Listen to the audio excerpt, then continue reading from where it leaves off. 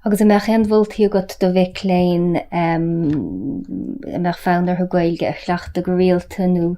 desini tagfala leis yn tana nhw ymech yn swyn to got nhw yn chorle o got do fic lein. So marang hain vi derhen bert fear chweil gor mar derha in zijn groepe. An chuid eile cu yen siad ba stúim féin bhanig siad circle gaiilech bhí marna ag bhí na rangna a going in san anad idechus an Carrigov in IADT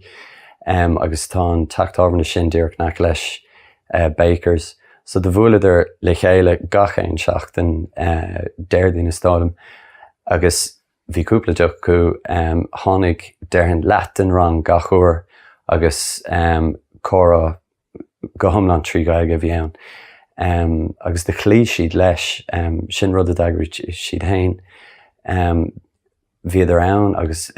dúidir lom ina dhéag gur tháinig feabhs mór ar an gaige agus gur bhain siad an tanna bhas agus bhó maithe chun aithne bhá chur ar chéile agus bhí idir ulamh gomach ag or an cuasa gailteachta chomá.